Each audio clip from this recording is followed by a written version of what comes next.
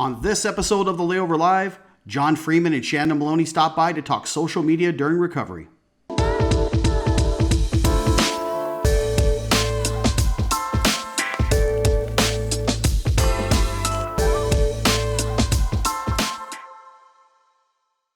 Hello, everyone, and welcome to episode 132 of the Layover Live, where we bring you the top article from the Layover each week. I'm Jason Swick, VP of Digital Marketing, and joined by two very special guests today, John Freeman and Shannon Maloney from the Simple View team. So, guys, welcome to the show. Thanks for having us. Thanks for having us. Happy to be here. Yeah, I'm excited to have both of you guys here. And if you are here, you know that we are talking social media, or we're talking UGC, or all of the above. And our article of the week this week comes from Crowdriff and speaks to getting the most out of UGC during these times. As you know, UGC plays a pretty important role, and we'll get into that a little bit more. But without question, COVID-19 pandemic has left many businesses out there, and even some DMOs, questioning their future, whether due to a decrease in travelers to their particular destinations or even closure by mandated government orders. It's really affected everyone. Now, while the journey isn't going to be easy and health and safety is certainly top of mind, we need to see this as an opportunity to change some of the ways that we usually approach marketing and shift our focus to reconnecting with our audiences and our stakeholders. Now, as people are forced to stay inside and continue to practice social distancing, they are yearning for ways to stay connected, and social media is helping to fill that void. In fact, social networks like Facebook and Instagram and TikTok are even seeing record numbers during these times. So how do you get your message then in front of that right audience? And it's a tough question to answer, but I think to help answer that, we need to first understand some of the trends that are happening in this space. So John, I want to kick this first question over to you and really ask, what trends that you're seeing in social media during COVID and during recovery.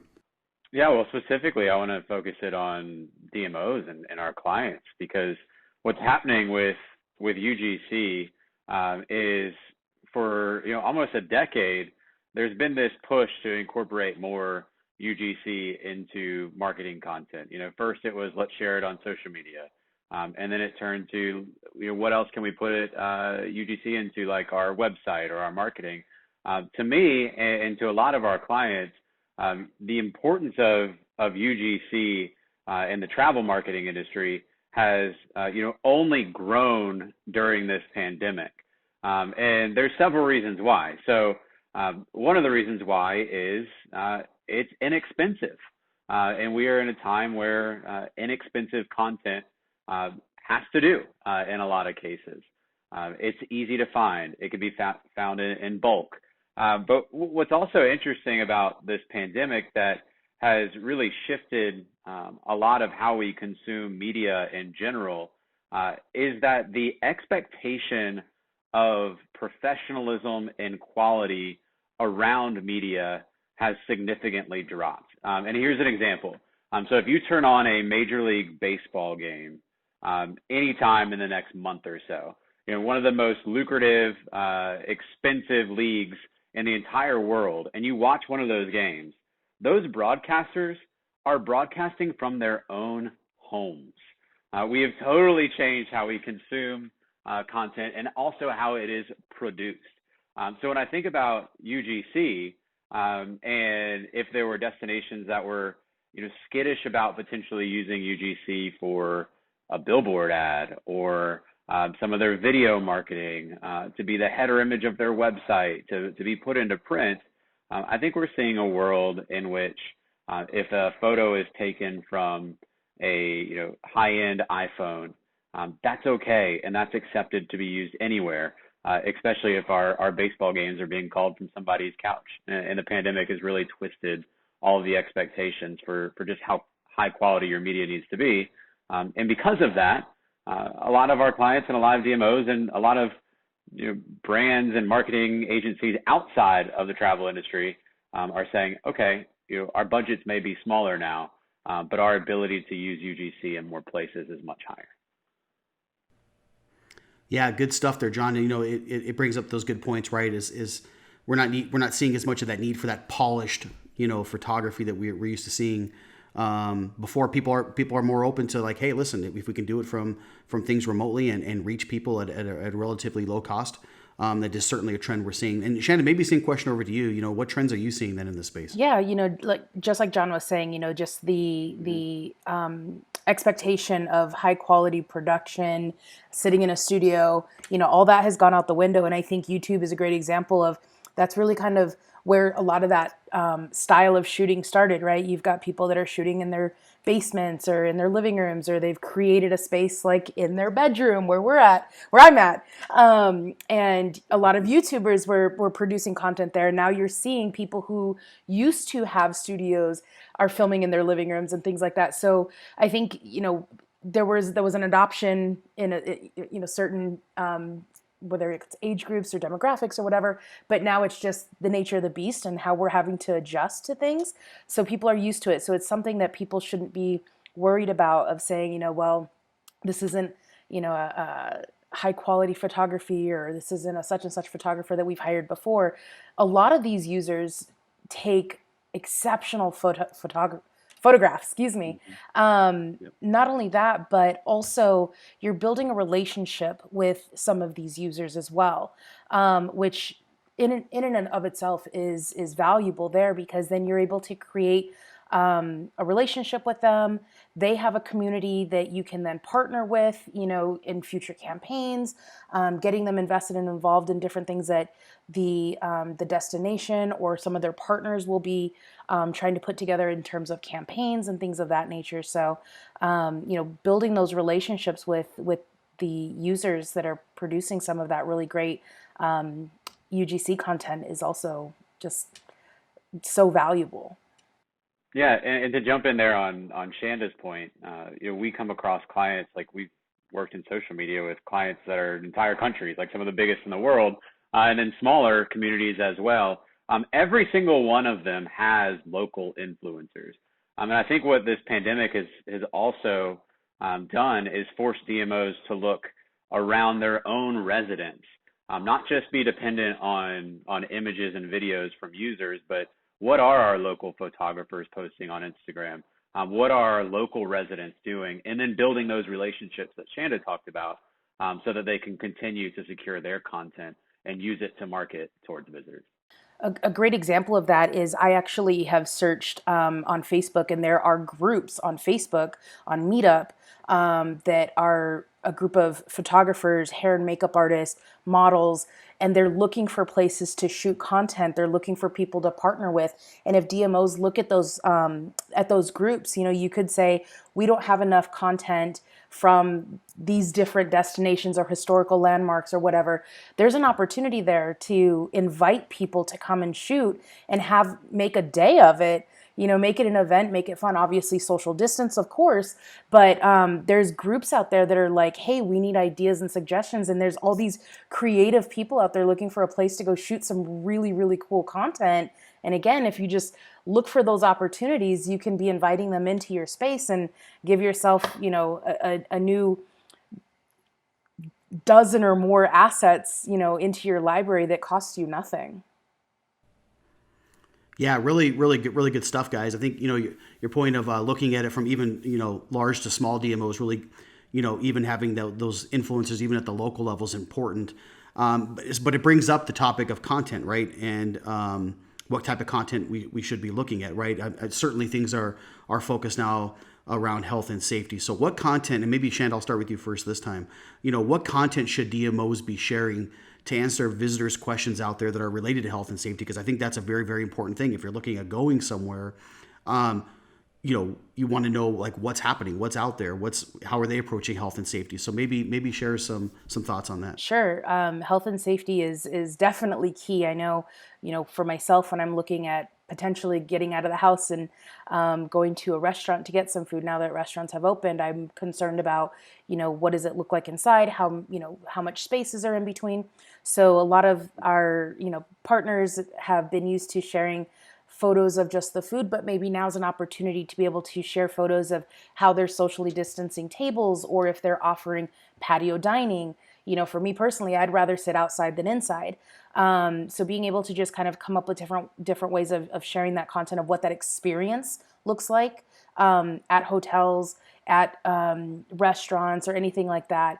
Another really important thing, and it's not specifically for social media, but social media can amplify this, is the importance of updating Google listings. I have found that so many restaurants or stores, retail stores, have forgotten to update their listings if they're now changing their hours of business or they're closed on certain days. I, tried to go to a restaurant at 8 o'clock at night that would normally be closed at 10, but they close at 7:30 now. Really kind of finding those opportunities, because people want to do business with you, but they need to know when they can.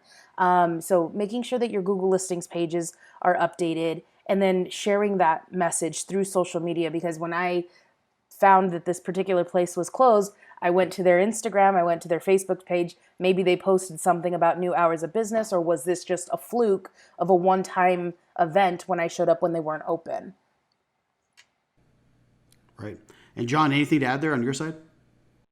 Yeah, I was just something that I've seen with our DMOs and ones that I interact with, and even the city that I live in Nashville, is that a lot of DMOs are building programs to highlight their businesses that are going above and beyond to make sure that their destinations are hygienic and clean, and their partners are following certain protocols that guarantee a standard to all the visitors who go. So like say a hotel, they take a certain pledge, maybe even designed by their destination, to go through the certain hoops that would be required to, be deemed as participants in this program.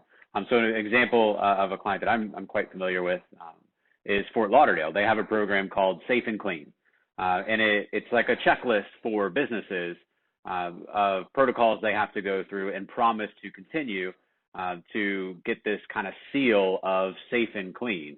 That safe and clean image or logo goes on their listing. And then when we look at social media, they have been incentivized to be safe and clean, because they've been promised, some content and promotion on social media. So when I look at a lot of our clients and DMOs around the world, they are usually one of the premier gatekeepers of the largest, in some cases the largest, social media accounts in their destination. That's some prime real estate, and they can leverage that real estate and that exposure and the audience that they have on their social channels to encourage their partners to take safe and clean and hygienic measures in exchange for promotion. Yeah, really good stuff there, guys. Talking about safe and clean, I think that's really, really important. That's great to share that, John. Shannon, I love the stuff about the Google listings. I think that's really important, right? It's pretty frustrating when you pull something up on your mobile device and something maybe hasn't been updated. It shows that it's open. You go there, it's not open. That creates a horrible user experience. And there's many ways to handle that, right? It's getting that digital footprint, getting that digital destination management piece kind of connected with you and your partners. D10 does a great job of that with some of the new Yext products that can help do that at scale, but we'll leave that for another episode, but good stuff there.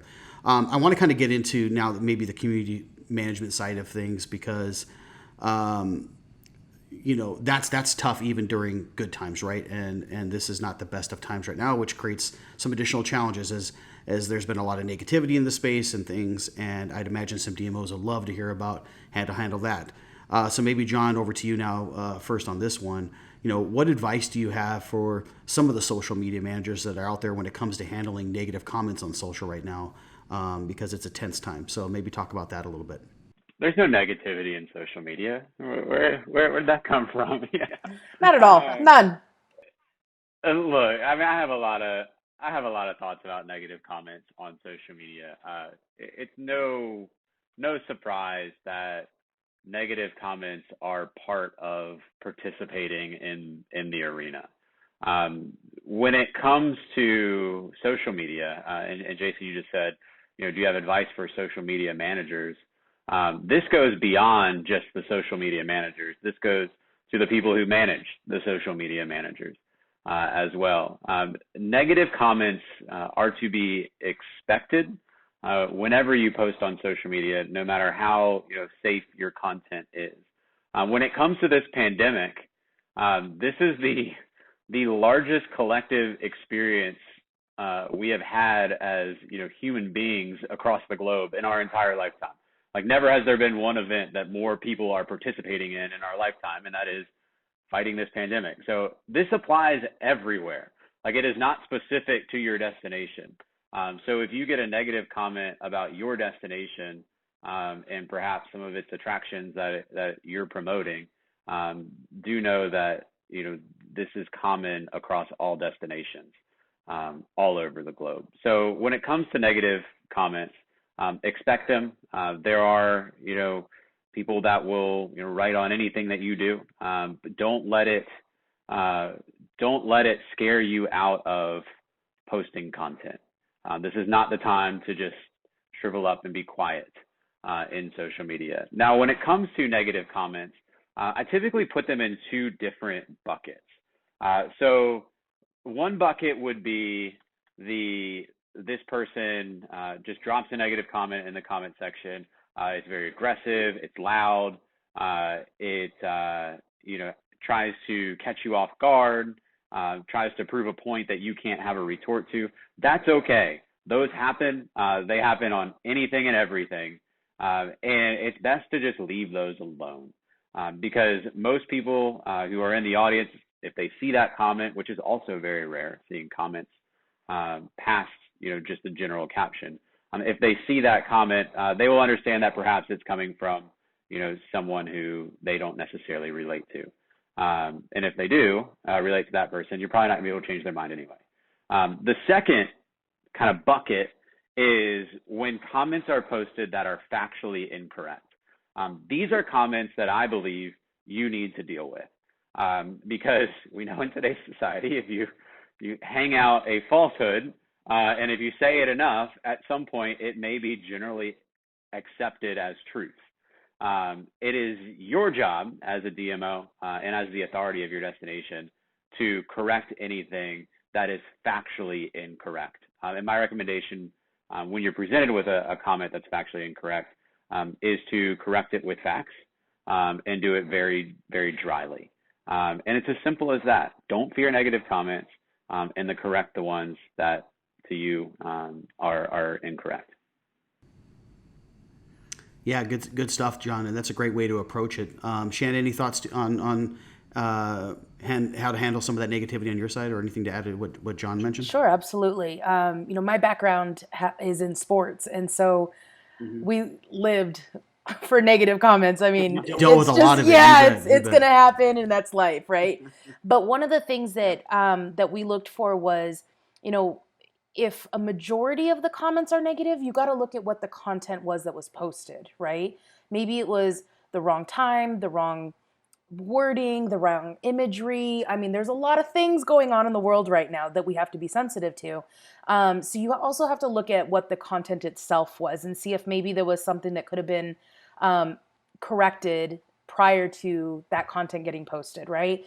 And when it comes to that, I personally experienced this in my past life in sports. Social media managers really have the finger on the pulse. They know their audience. And that could vary by platform.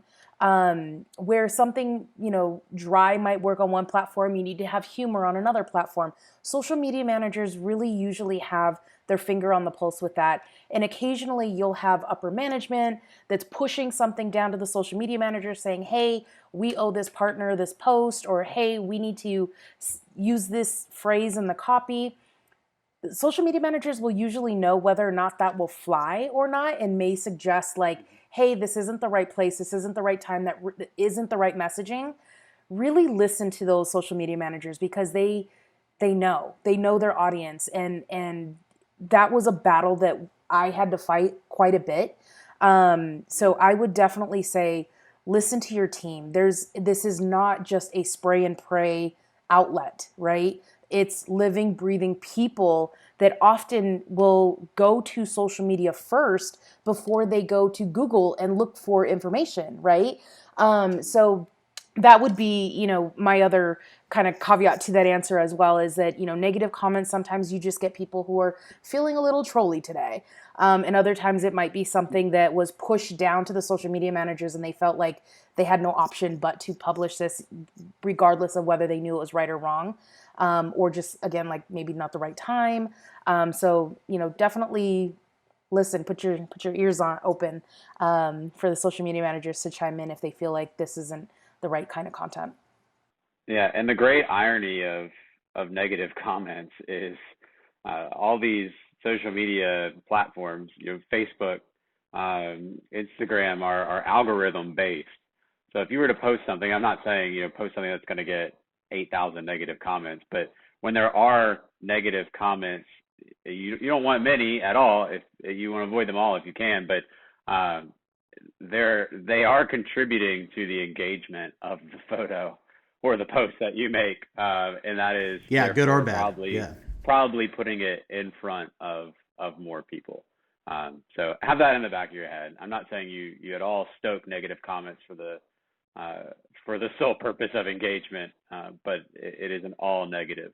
Yeah, guys, really good advice on that. There, I like those perspectives of how to handle that, and it's really good information. Again, getting your both of your guys' strong backgrounds in social media, it's nice to hear that. So, got time for one more, and I want to, focus this a little bit more around over to you, Shanda. Really is, because it's a lot, right? Managing social is a lot. There's a lot to it. It takes a lot of work, a lot of digging around, a lot of research. It's time consuming.